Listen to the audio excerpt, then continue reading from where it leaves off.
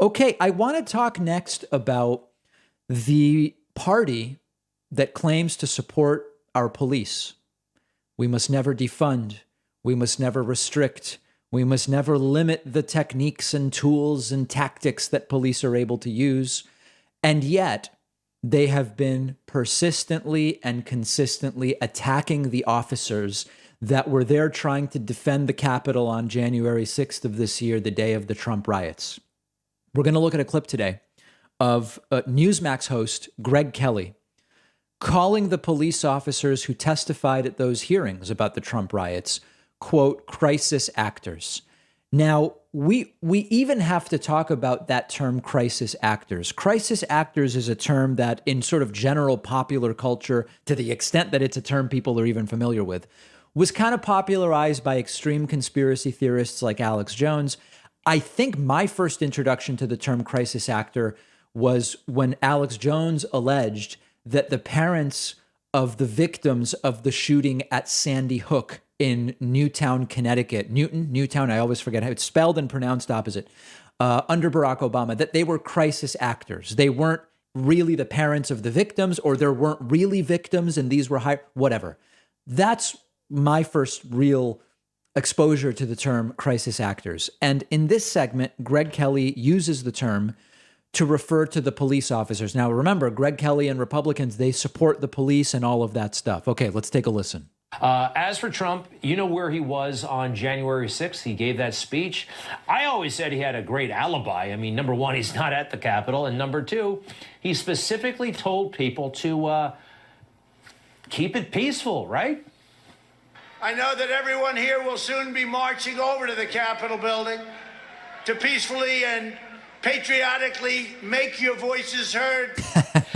Now, anybody who doesn't realize Trump's talking in code to his followers, you've got to understand the way dog whistles work, but that's not even the focus of this segment. All right, so I'm not a lawyer, but here's what I would do. We know. I would print off a picture of those 4 police officers at the hearing a couple of months ago. These guys, some people call them crisis actors. I think that was a pretty apt description. Wow. Totally unprofessional. This is a law enforcement more than a political question about January 6th, in my opinion, a security matter. But I would not want to go in front of this phony baloney committee. And by phony baloney, I mean this is phony baloney. Think about what you have to believe in order to follow these people in any real way, right? The world is just full of crisis actors and of false flags. The Sandy Hook shooting years ago, they say that was a false flag. With crisis actors, the impetus was to take people's guns, which, by the way, didn't happen. Record gun sales weren't even able to pass universal background checks after Sandy Hook. The January 6th riots, that was a false flag by Antifa or liberals to make Trumpists look bad. But it was also peaceful Trumpists. That conflicts, they don't care. It was a false flag. The police officers who were hurt, scared, abused, they are crisis actors also to make Trumpists look bad. But consider what that even means. Crisis actor. The police officers were crisis actors.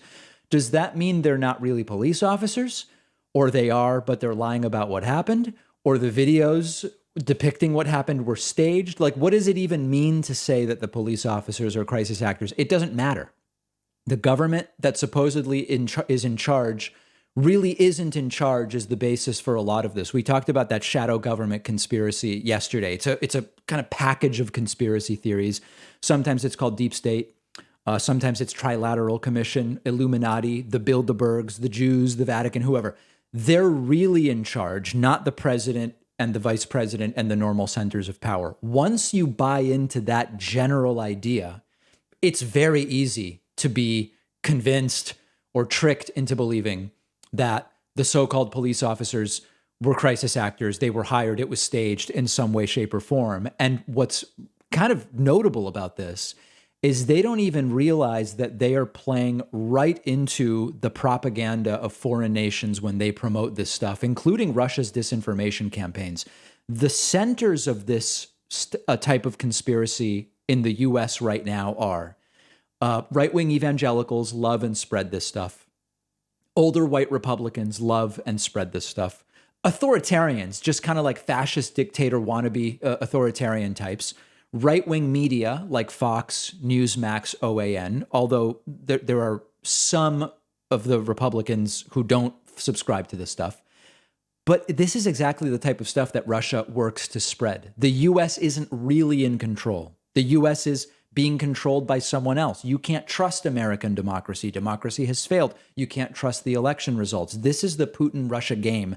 They don't even realize that they're playing right into it. Out of one side of their mouth, they say, Russiagate. It was fake. It was trumped up. It was Rachel Maddow and whoever. But at the same time, they're spreading the exact stuff that the Russian disinformation propaganda campaigns want to spread. And if there's really a crisis actor, isn't it the people on Newsmax pretending to be news people? Like, that's really the acting that's going on. And sadly, it's tricking a lot of people. A lot of people are falling for it, and they're not even questioning it in any serious way. So this is the latest now. The police officers who they claim to support are the crisis actors. And then just like as a final point, which it must be made anytime we talk about right-wing conspiracies about either the military or the police, law enforcement, etc., they have the stated principle that they support the troops and they support the police, etc.